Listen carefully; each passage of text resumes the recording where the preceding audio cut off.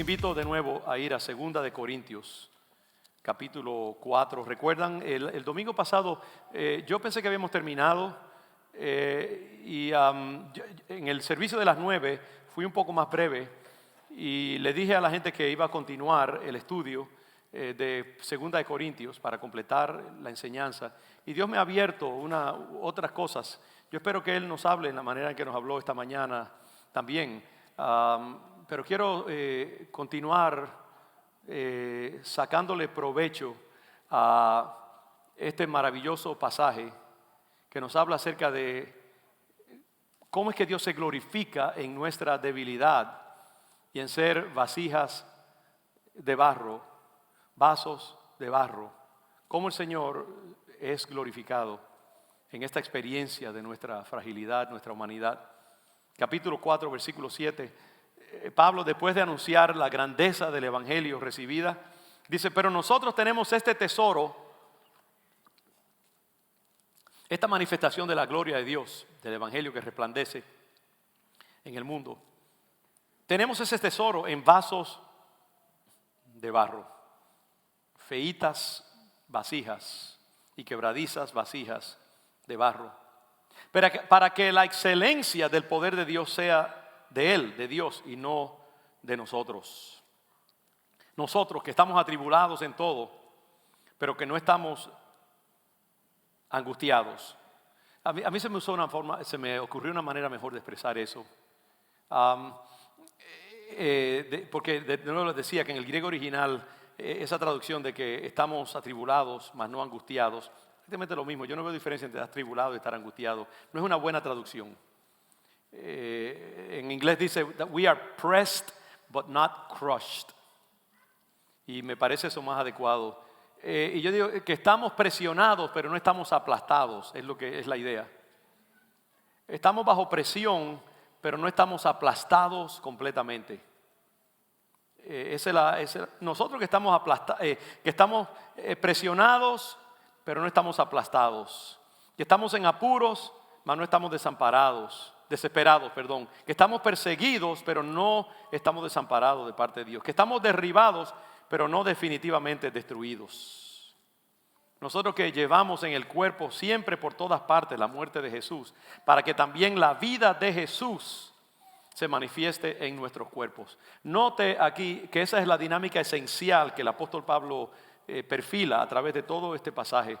El hecho de que en ese proceso de muerte que nosotros experimentamos a través de toda nuestra vida, esos procesos de crucifixión, de fracaso, de debilidad, de constatar que somos frágiles, que solo por la misericordia de Dios podemos estar en su presencia, que solo por su gracia. Nosotros que continuamente agonizamos porque le fallamos al Señor continuamente, que descubrimos que no somos Superman, que cuando pasamos por una prueba nos sentimos tentados a renegar de Dios y como Pedro a decir no lo conozco. Nosotros que descubrimos que somos vasijas de barro, que nos dan una pedrada y se rompe la vasija en 20,000 pedazos. Esa experiencia de crucifixión y de la muerte de Jesús es lo que permite que nosotros podamos experimentar la vida de Jesús, el poder, la gloria, la fortaleza, la autoridad de Jesús. Si no pasamos por la muerte de Jesús, no podemos entrar en la vida de Jesús. Si no pasamos por las pruebas y las dificultades que nos quebrantan y nos forman a la imagen de Cristo, no podemos entrar en ser conformados a Jesús y entonces hacer sus obras. Cualquier hombre o mujer que aspire a ser grandemente usado por Dios tiene que pasar por el trapiche de la prueba y la crucifixión. Tendrá que pasar por muchas dificultades, tendrá que pasar por muchos momentos en que Dios coge su cuchara y la mete y nos raspa como una llama, una calabaza, se les raspa toda la semilla de adentro para que quede la carne que se pueda usar. Dios tiene que rasparnos por dentro, quitar todo lo corruptible y dejarnos solamente en lo que Dios puede usar. Tenemos que experimentar la muerte de Cristo para que la vida de Jesús también se manifieste en nosotros. Y todo este pasaje que estamos leyendo gira alrededor de ese misterio de que en la experiencia de la fragilidad y de nuestra pequeñez estriba la gloria de Dios en nosotros, y la manifestación del poder de Dios. Y eso nos va a ayudar a pasar por las pruebas y las dificultades. Es saber que en ese proceso de quebrantamiento y de angustia que pasamos, Dios está haciendo algo que es bueno, excelente y que es necesario. Es como cuando usted va al dentista y tiene una carie o tiene un diente que está ya irremisiblemente dañado, y el dentista le dice, ¿sabes? Te lo tengo que sacar porque si no te va a corromper toda la encía y todos los demás dientes, así que tengo que sacártelo y ponerte otra cosa allí, un reemplazo. Y a veces Dios tiene que hacer así, tiene que pasarnos por los dolores y las extracciones más terribles para que su propósito se pueda cumplir y su gloria. Entonces usted se somete a esa extracción, usted se somete al pinchazo de la anestesia del dentista, porque usted sabe que al final va a ser bueno el resultado y es para su bien a largo plazo. Y lo que nos pasa muchas veces cuando nosotros pasamos por las pruebas a las cuales Dios nos somete, como no vemos nada bueno en ello y pensamos, no, esto es un indicio del abandono de Dios, en vez de pensar, no, esto es un indicio del trabajo de Dios en mi vida, entonces no vemos lo redentivo, lo bueno que hay en esa prueba. Somos como los discípulos en el bote, la tormenta nos está amenazando, nos está angustiando, pensamos que nos vamos a hundir y no podemos ver nada de bueno en esa experiencia de angustia. Pero entonces vemos a Cristo venir caminando sobre las aguas y sabe que inclusive muchas veces pensamos es un fantasma. A veces tornamos la figura de Cristo que viene en nuestro rescate cuando estamos en prueba y la convertimos en una figura del diablo, de lo negativo, de lo siniestro. Pero es el Señor mismo que viene a rescatarnos. Y muchas veces nosotros en las pruebas y en las dificultades solo vemos al diablo, solo vemos la angustia, lo siniestro, pero no vemos que Dios está trabajando en esto para llevarnos a una experiencia más gloriosa del Cristo resucitado. Y Dios quiere que nosotros entendamos eso. Y por eso todo este pasaje redunda alrededor de esa idea de que nosotros tenemos que experimentar la muerte de Jesús para que también la vida de Jesús se manifieste en nuestros cuerpos. Continuamos con el versículo 11. Dice, porque nosotros que vivimos siempre estamos entregados a muerte por causa de Jesús, para que también la vida de Jesús se manifieste en nuestra carne mortal. Vamos a seguir más adelante. En el versículo 16. Entonces Pablo dice, miren, como entendemos esto, como entendemos que todas estas cosas, que estas tribulaciones por las cuales estamos pasando producen algo bello de parte de Dios, entonces no desmayamos. Ve el versículo 16 dice, por tanto, como resultado de esta intuición, de este descubrimiento, de esta iluminación, de esta comprensión de que las cosas difíciles de la vida cristiana redundan en bendición, por tanto no desmayamos, no decaemos, no nos descorazonamos, no tiramos la toalla, no renegamos de Dios, nos mantenemos firmes. Este es un llamado a la persistencia en medio de la prueba. No desmayamos. Antes, en otras palabras, hey, en vez de esto, aunque nuestro hombre exterior se va desgastando, el interior, no obstante, se renueva de día en día. Hay una experiencia de desgastamiento que se da. Cuando tú estás pasando por la prueba, no es bonito, no es agradable. Nos desgastamos, nos debilitamos, sentimos salimos. Mire, cuando Dios nos somete a su trato, muchas veces vamos a salir cojeando. Cuando Dios nos deja ver su gloria, a veces cosas terribles pasan. Cuando Jacob luchó con el ángel y tuvo un encuentro directo con la gloria de Dios, él quería la bendición y le dijo al ángel, no te voy a soltar hasta que no me bendigas. Y sabe que Dios lo bendijo, pero dice la Biblia que le desencajó la cadera porque no quería soltarlo. Y dice que Jacob cogió por el resto de su vida. Era cojo porque tuvo un experimentó la gloria de Dios. A veces los encuentros con Dios nos desgastan, nos debilitan, nos dejan cicatrices. Cristo en la cruz fue herido y yo creo que todavía sentado en el trono, todavía muestra la cicatriz de la lanza y las manos y los pies horadados. Por eso cuando Él resucitó, Andrés no quería creer que era Él. Le dijo, mira mis manos, mira mis pies, mira, mete tu mano en mi costado. Para que la gloria de Dios se manifieste en nosotros, muchas veces Dios tiene que dejarnos cicatrices feas. La muerte de Cristo se tiene que manifestar en nosotros y nos desgasta. El Señor se desgastó, el Señor se vació de su gloria. Hubo cosas que sucedieron en Él que en su estado invulnerable de ser Dios en el cielo, Él no tenía que pasar por ella, pero pasó por toda esa porquería humana para ser como nosotros y poder morir en nuestra sustitución.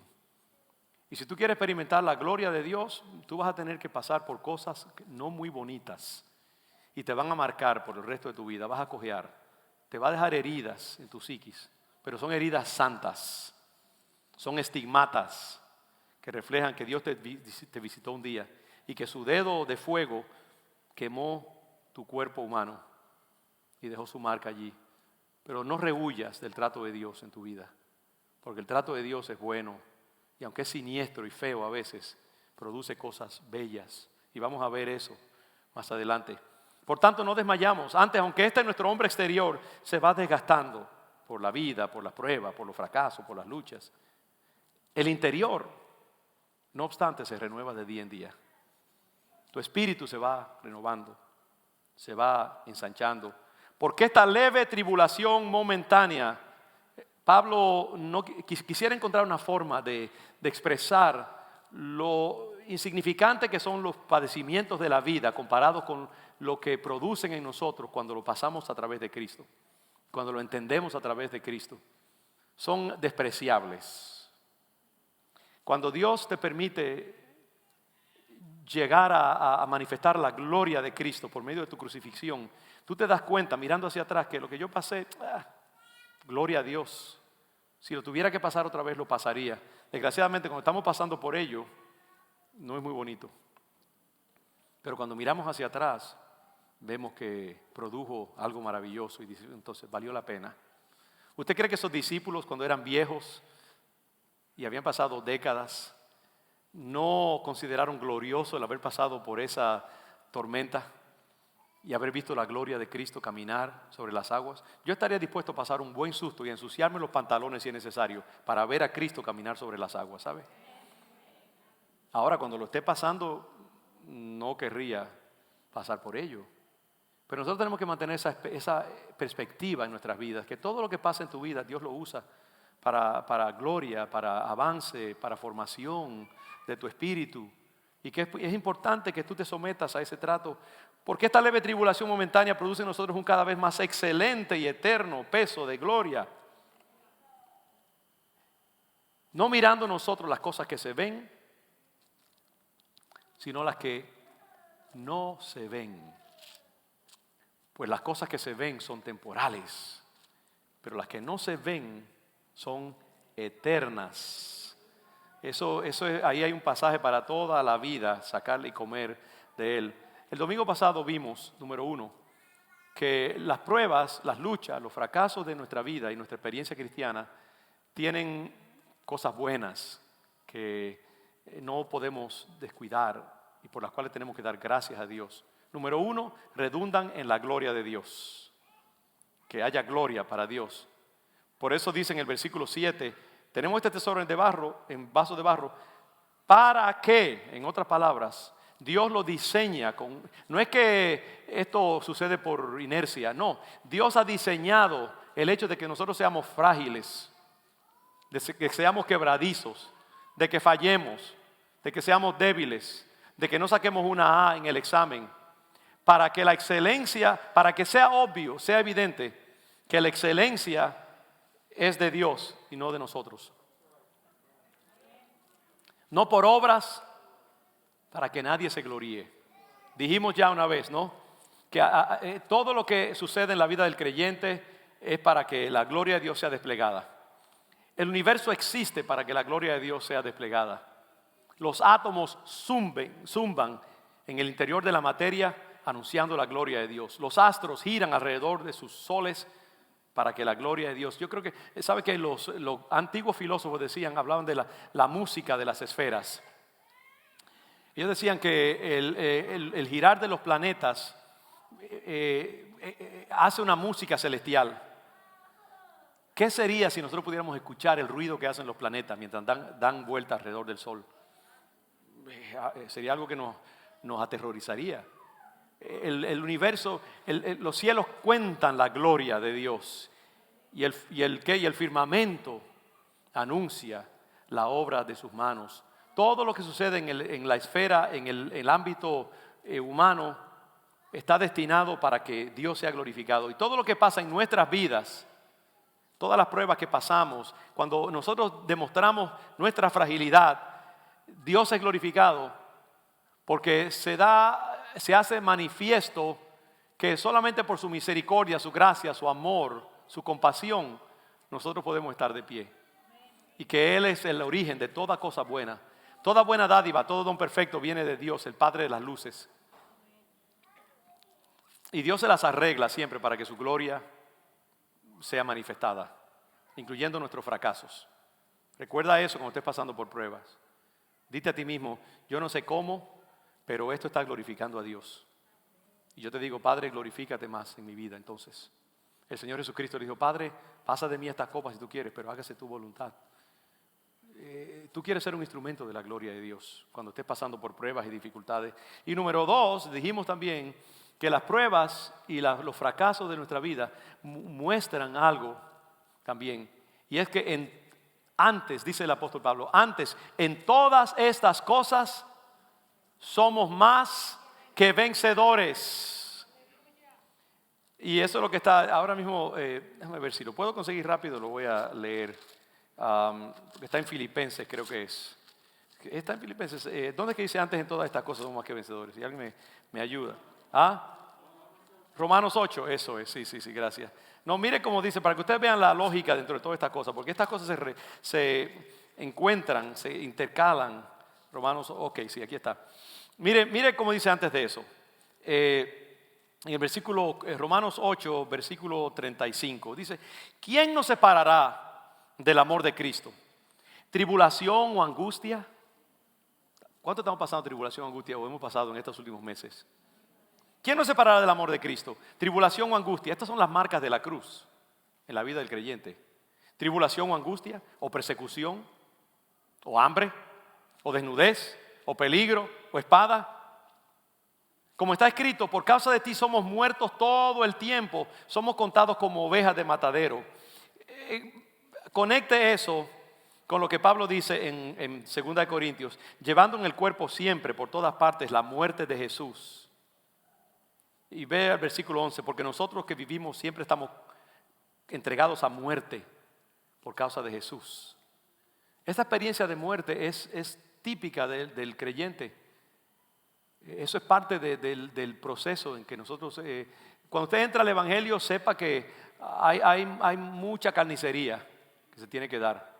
Hay muchos cortes que Dios va a hacer, mucha sangre que se va a derramar, ¿sabe? Muchas resbalones en el barro que nos van a ensuciar la ropa y la cara y vamos a salir humillados de ello. La muerte de Dios siempre está manifestando. De hecho, yo no creo que un hombre o una mujer puede ser usado por Dios si no experimenta la muerte de Cristo en su vida. Si Dios te quiere formar, te va a humillar. No hay otra manera.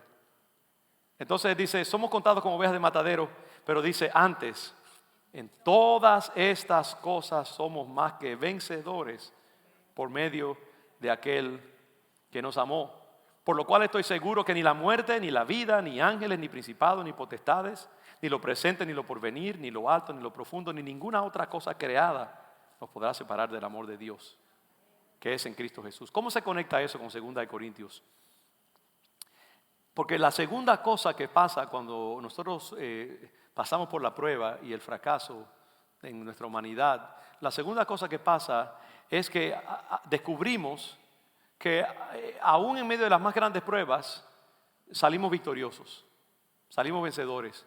No podemos ser destruidos y derrotados totalmente. Como yo dije antes, y esto vale la pena reenfatizarlo, Por eso Pablo dice, nosotros que estamos atribulados en todo, mas no angustiados, en apuros, mas no desesperados, perseguidos, mas no desamparados, derribados, pero no destruidos, llevando en el cuerpo siempre por todas partes la muerte de Jesús, para que la vida de Jesús se manifieste en nuestros cuerpos.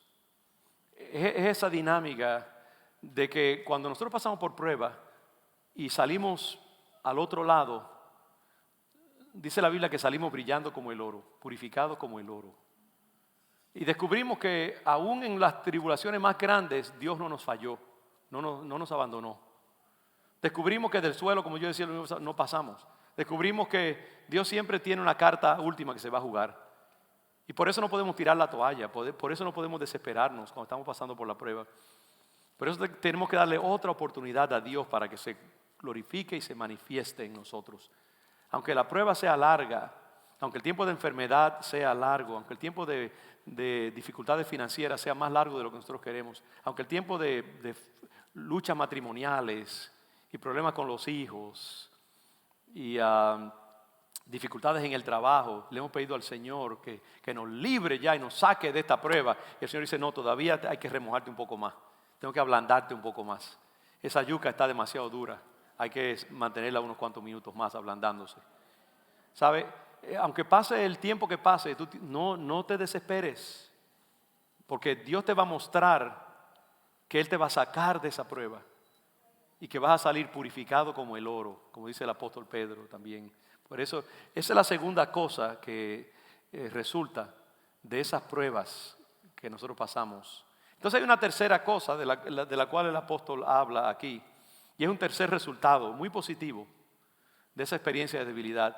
Y es que por medio de esas experiencias de dificultad en nuestras vidas, nos damos cuenta de que Dios las está usando para renovarnos de día en día, interiormente. Por eso en el versículo 16 y 17, dice, por tanto no desmayamos, antes aunque este es nuestro hombre exterior, ya hablé acerca de eso, pero lo quiero enfatizar más. Aunque el hombre exterior se va desgastando, el interior, no obstante, ¿qué pasa? Se renueva de día en día, produciendo algo, una cada vez más excelente y eterna sustancia de gloria. La tercera cosa que pasa cuando nosotros pasamos por grandes pruebas y dificultades y experiencias de fracaso es que Dios las usa para renovarnos. Y yo quiero tomar esa palabra, la palabra renovación, y que la exploremos un poquito más en términos bíblicos. Y vamos a ver algo interesante que yo descubrí, no sé si fue esta mañana, mientras terminaba y revisaba este sermón. Es que extrañamente el proceso de renovación del cual habla la Biblia, sobre todo el Nuevo Testamento, estriba en renovación de la mente y renovación del entendimiento. Nuestras mentes son transformadas por medio de la prueba. La prueba produce un revivir, un embellecimiento, un aumento, enhancement en inglés, de nuestro entendimiento. Y para enseñarles lo que yo quiero decir, veamos esto en diferentes maneras. Mire por ejemplo Romanos capítulo 12, versículos 2 y 3. Generalmente la Biblia conecta ese proceso de renovación con la renovación de la mente, del entendimiento. ¿Por qué? Porque eso es importante. La mente, el entendimiento es de donde surgen todas nuestras operaciones. El entendimiento es the operational motor. Es como una computadora. ¿Cómo se llama esto? El corazón de la computadora. ¿Cómo se llama? Los que saben de computadora. The hard drive. Yeah. Eso que es el corazón de la computadora. El disco duro, sí. Gracias. Y también, ¿sabes qué? Es decir, todo comienza allí. Es el programa que dirige nuestra computadora. Y eso Dios lo quiere renovar y lo tiene que renovar. Y la única manera que Dios sabe cómo renovarlo es quebrándonos. Y sometiéndonos a experiencias críticas que nos obligan a reanalizar y revisar la manera en que nosotros vemos el mundo y los valores del mundo. Mire entonces Romanos capítulo 12, que para mí es el pasaje clave Y quizás volveremos a visitar ese pasaje en algún momento a la luz de lo que estamos hablando acá. Romanos 12, versículo 2 y 3. Dice, no os conforméis a este siglo, sino transformaos por medio de ¿qué? De la renovación de vuestro entendimiento. Recuerde que dicen en 2 Corintios nos vamos renovando de día en día, aunque nuestro hombre exterior, el interior se va renovando de día en día. El entendimiento, aquí Pablo dice, transfórmense por medio de la renovación de su entendimiento, para que entonces les sea posible comprobar cuál sea la buena voluntad de Dios, agradable y perfecta. En otras palabras, para que nosotros podamos ser transformados, primero tenemos que ser renovados en la comprensión del mundo, en nuestro world view, nuestra cosmovisión, la manera en que vemos el mundo. Y la única manera que Dios hace eso en nosotros es pasándonos por situaciones de crisis que nos obligan a replantearnos nuestro entendimiento, el mundo, y que nos obliga a entender cómo es verdaderamente el mundo. Renovación. Y esa renovación de la mente permite que entonces podamos confirmar la buena voluntad de Dios. ¿Sabe que una mente carnal no puede tener entendimiento de cómo Dios obra? Porque Dios siempre obrará en maneras contraintuitivas. Dios siempre obrará en maneras muy diferentes a cómo opera la razón humana. Y una de las cosas de las cuales Dios tiene que destetarnos es de la dependencia de la razón. Porque la razón, cuando tú tratas de computar el mundo a través de la razón, olvídate que jamás vas a comprender la mente de Dios. Por eso es que Cristo dice, a menos que no se hagan como niños, no podrán entrar en el reino de Dios. Los niños tienen una mente que puede entender mucho por medio de la imaginación, por medio de la creatividad. Pero nosotros los seres humanos estamos ya tan adictos a la razón que cuando nos dicen algo, dicen, no, pero eso no hace sentido. Pero dice, ¿sabe qué? La locura de Dios es más sabia que la sabiduría de los hombres. Y Dios a veces va a usar su locura para escandalizarnos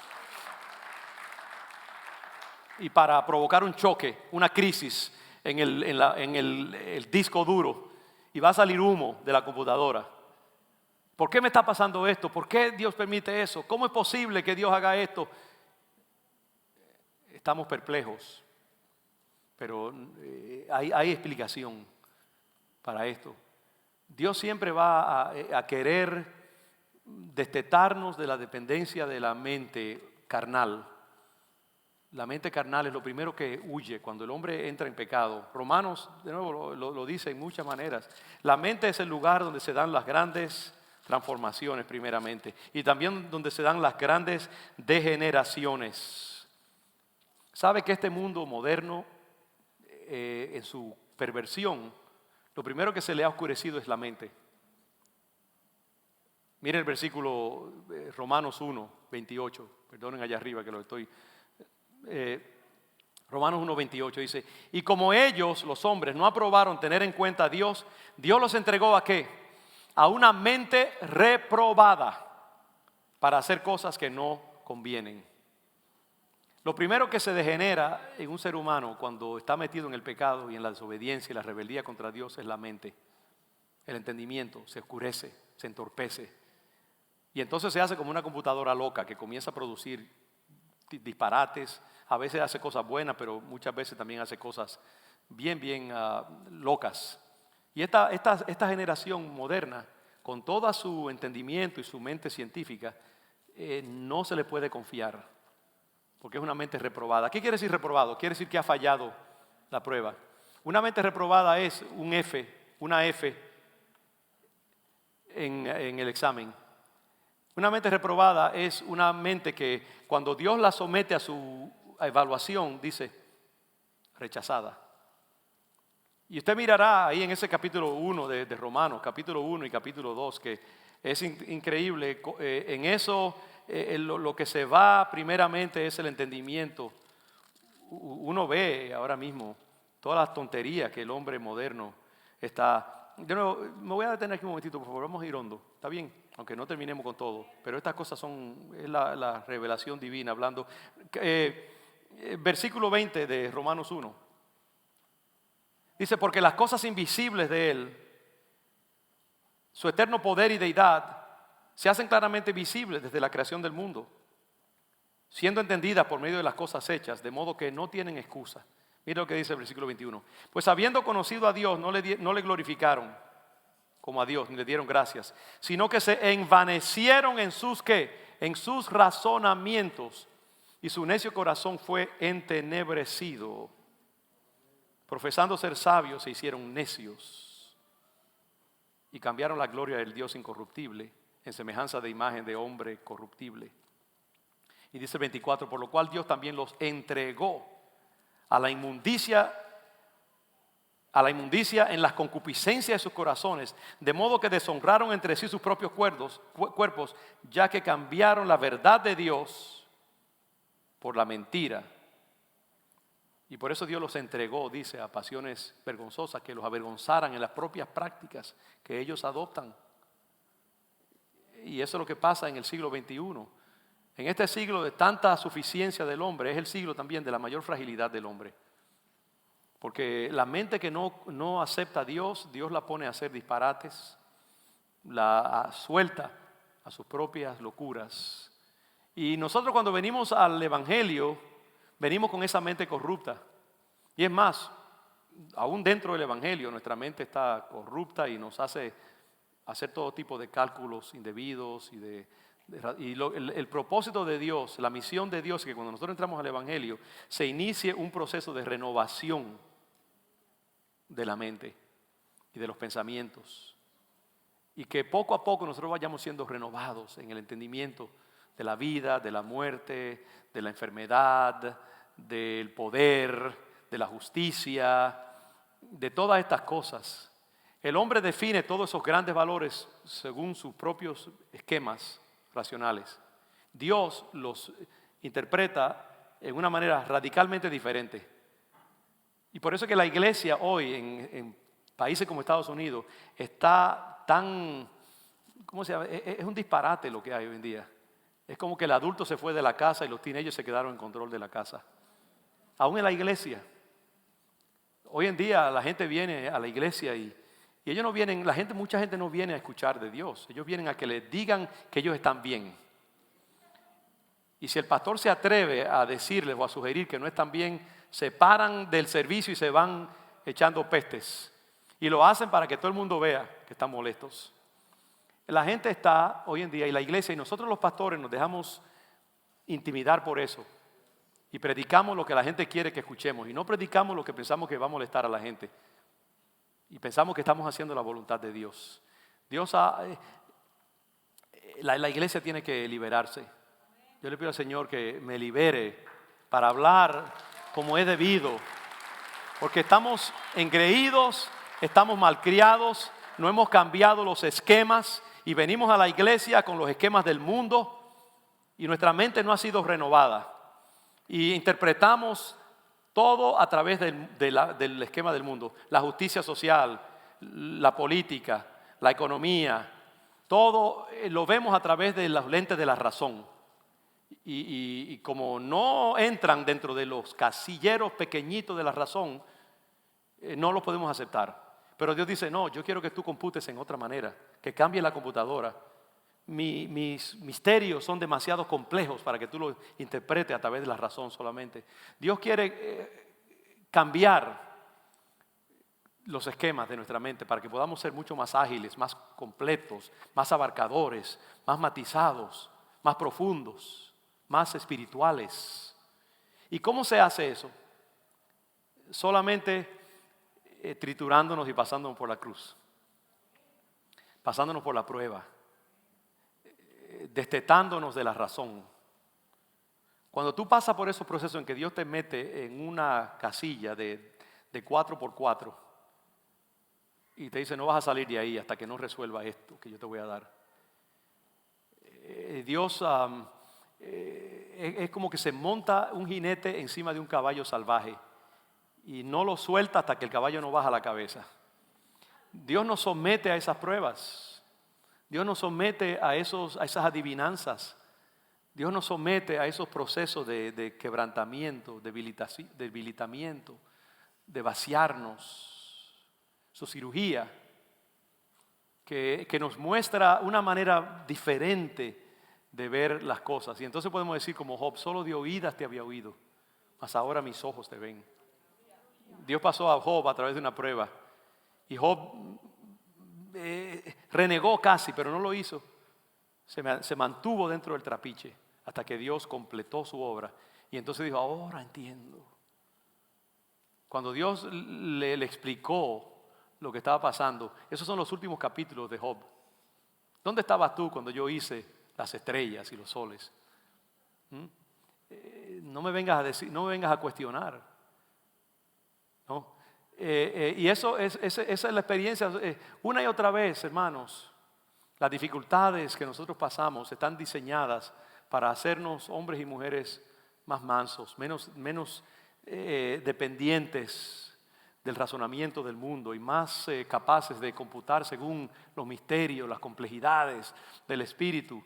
Eso es lo que Pablo dice en este pasaje, que la tercera cosa que sucede, no solamente la gloria de Dios es aumentada, no solamente descubrimos que Él es fiel aún en medio de las más grandes pruebas, pero también nosotros somos renovados en nuestra capacidad para entender los misterios de Dios, lo cual produce en nosotros un cada vez más excelente y eterno peso de gloria. Produce hombres más poderosos, mujeres más entendidas, gente de fe, gente que Dios puede usar en el mundo para hacer grandes cosas porque han sido probados.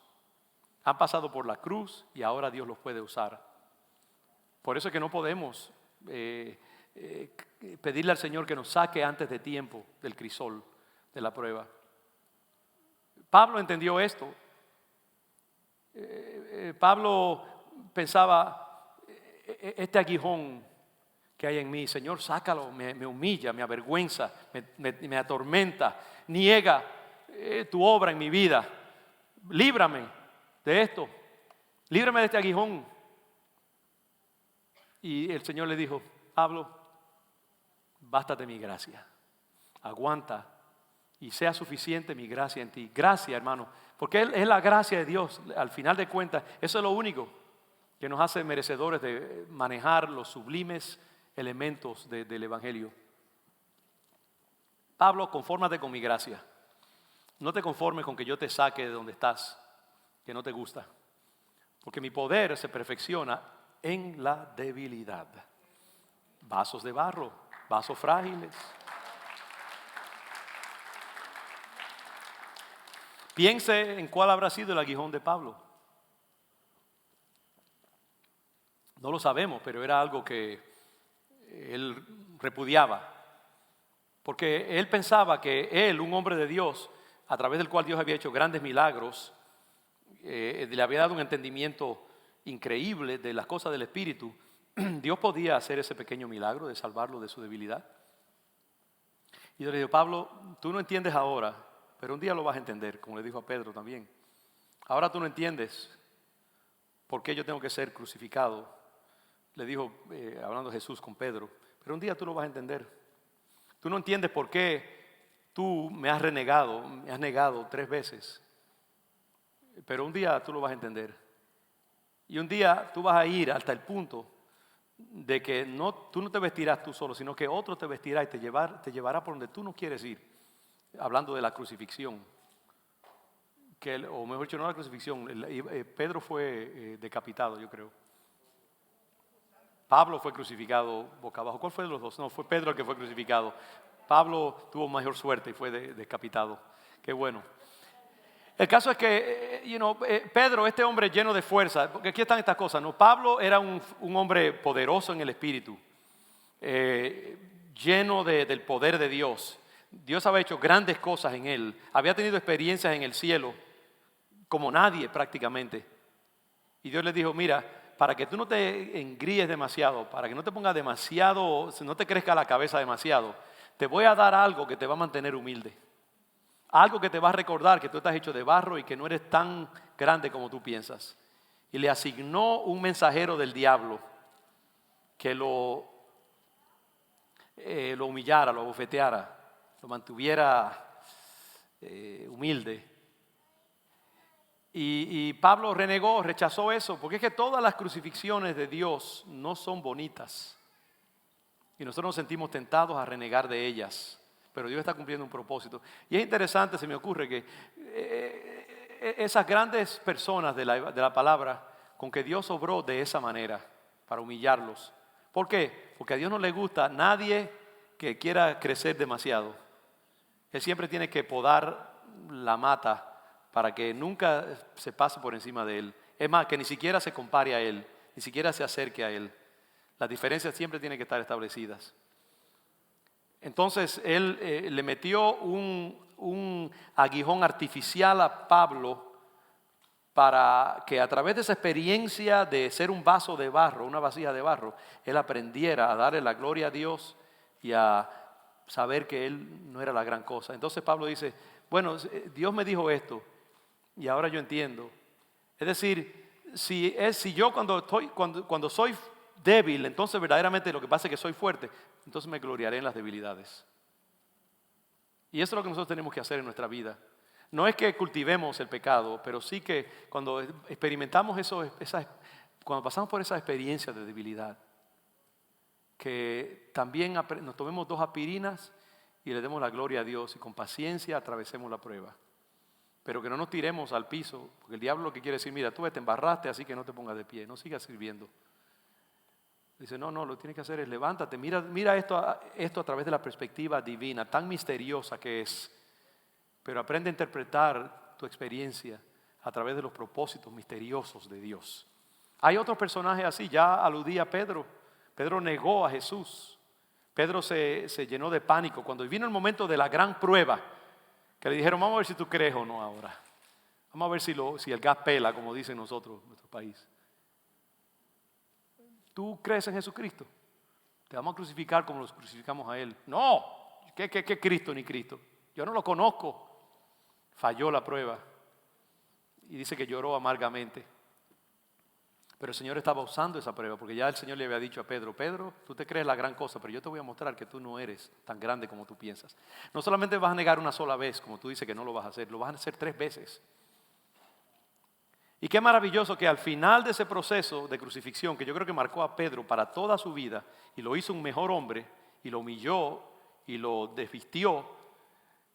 Qué bella es la forma en que Cristo trata con él, el Cristo resucitado. Pedro, ¿me amas? Ya no es el fanfarrón. Señor, yo te amo más que todos estos. Señor, tú sabes que te amo.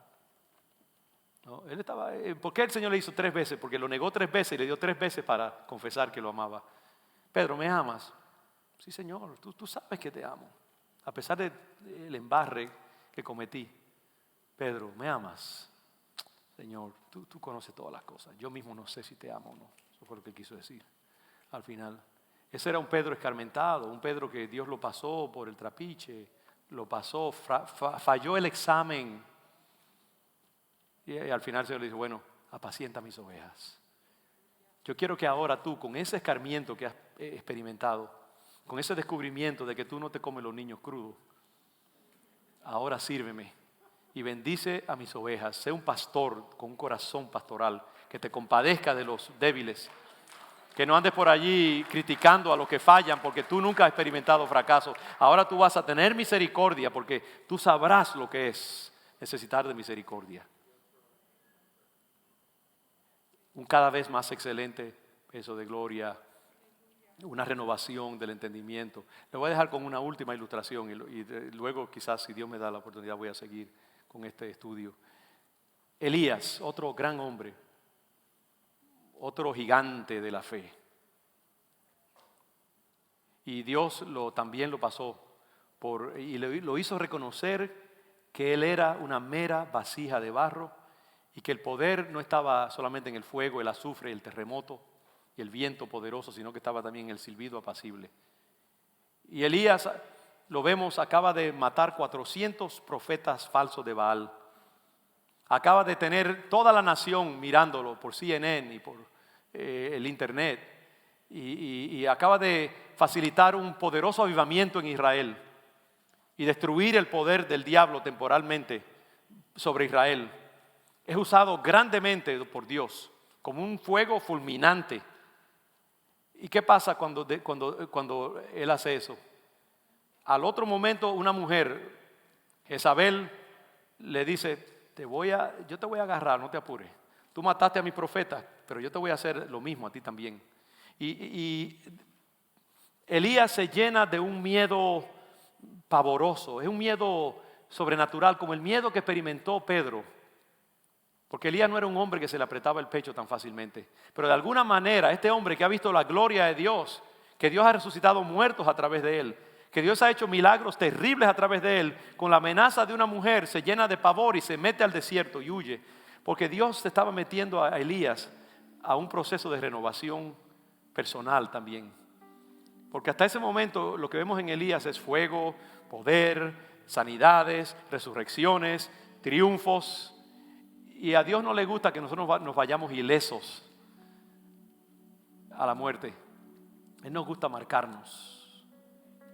Y entonces metió a Elías en un proceso de terrible agonía, hasta el punto que Elías se mete al desierto solo y le dice al Señor, basta ya, Dios mío, yo no soy mejor que mis antepasados o con mis demás compañeros, estoy cansado de la vida, mátame.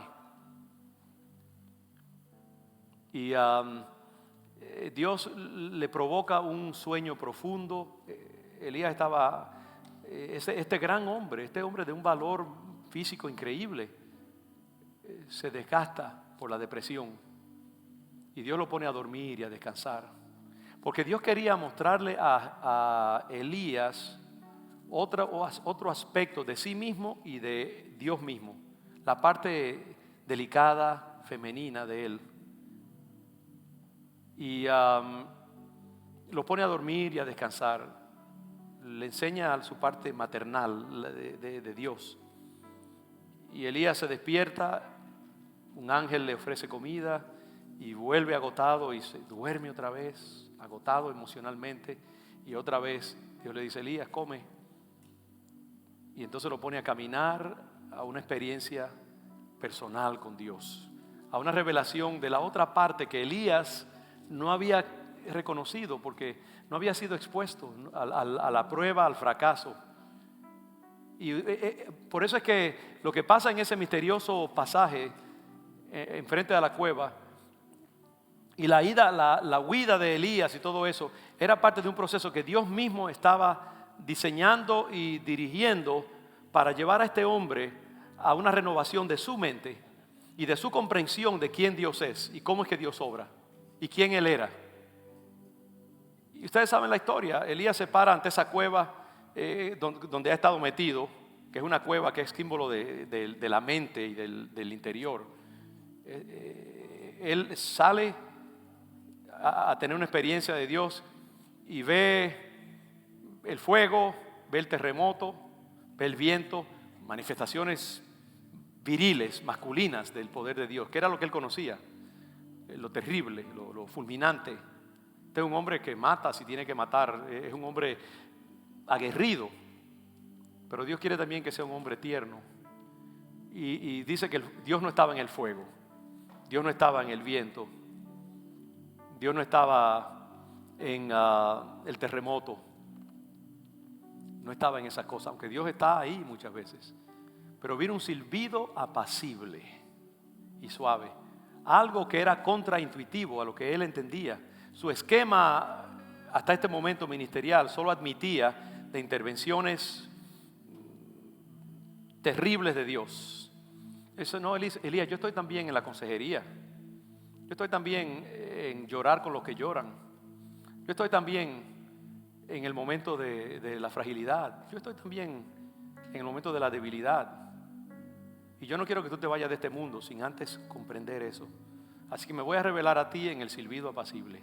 Me voy a revelar a ti en tu debilidad y en tu desplome psicológico.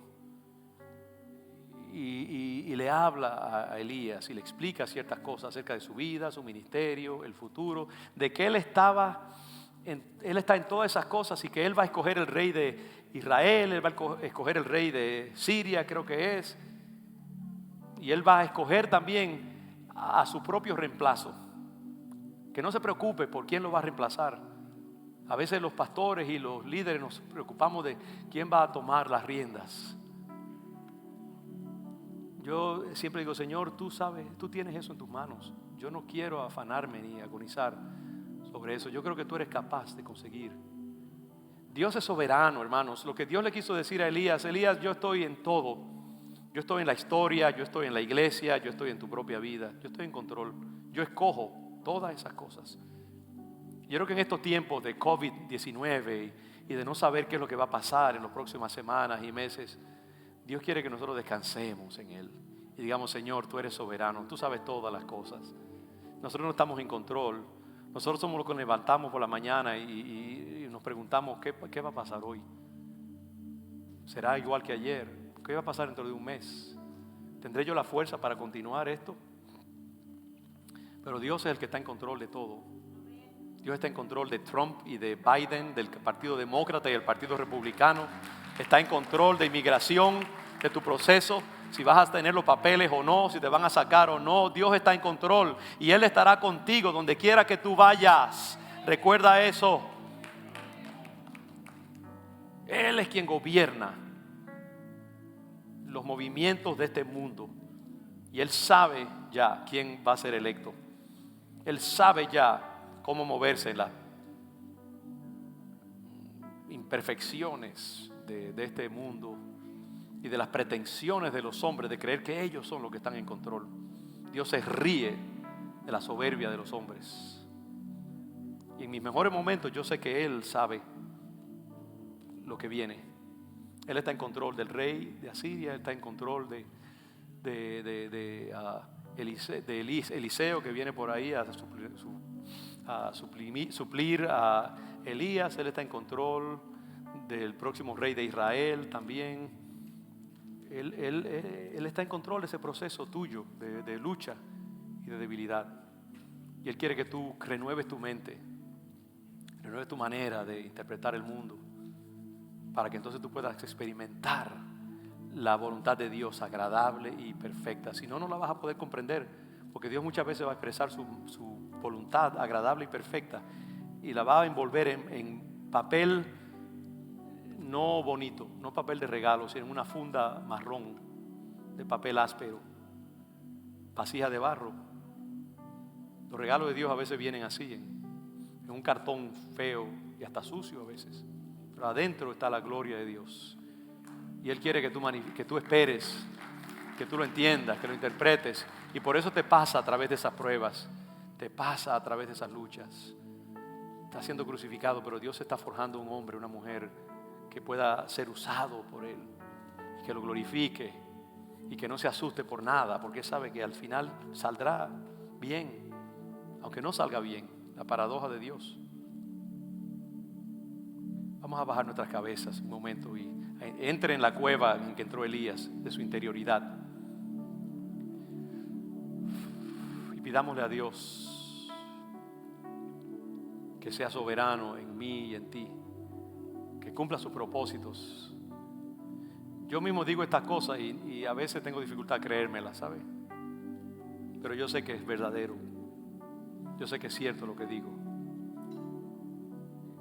Dios está en control, Dios está forjándose un hombre, una mujer poderosa, Dios está sacando de toda la porquería de adentro, Dios está interviniendo en tu carne, crucificándote, limpiándote, sanándote.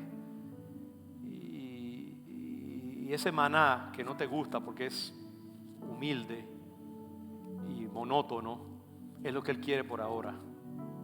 Él no quiere ajos, ni quiere cosas sabrosas para ti, quiere cosas desabridas y bien sencillas para destetarte de los sabores del mundo. Las ollas de ajo de Egipto te da maná sencillo, humilde, porque es lo que tú necesitas. Tu carne está demasiado viva y si Él sigue alimentando tu carne, va a ser carnal toda tu vida. Él quiere un hombre, una mujer del Espíritu. Y vamos a ver eso más claramente después, para que pongamos la mira en las cosas que no se ven. Nuestra mente está demasiado metida en las cosas que se ven y Dios quiere que la pongamos en las cosas que no se ven, las cosas misteriosas de su reino. Padre, cumple tu propósito, cumple tu palabra,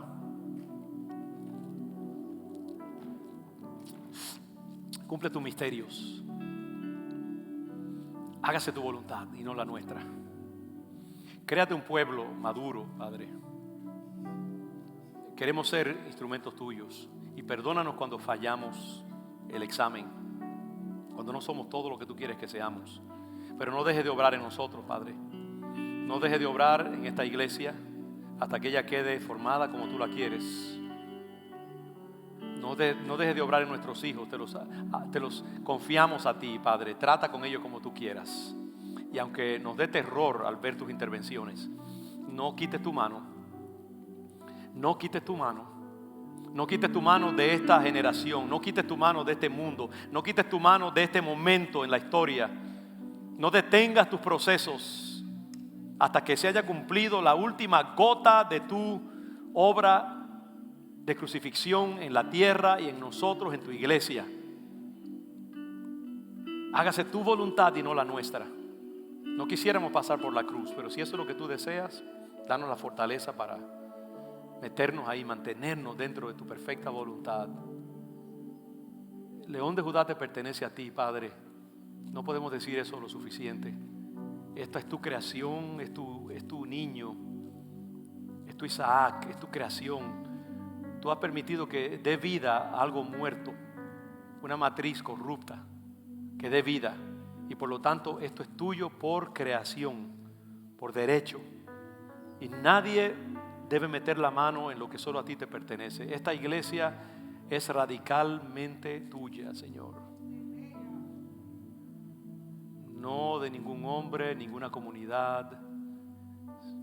Sírvete a hacer lo que tú quieras. Trata con nosotros. Haznos merecedores por medio de la crucifixión de tu gloria. Obra en esta palabra, Padre, y cúmplela completamente en nuestras vidas. Glorifícate, glorifícate.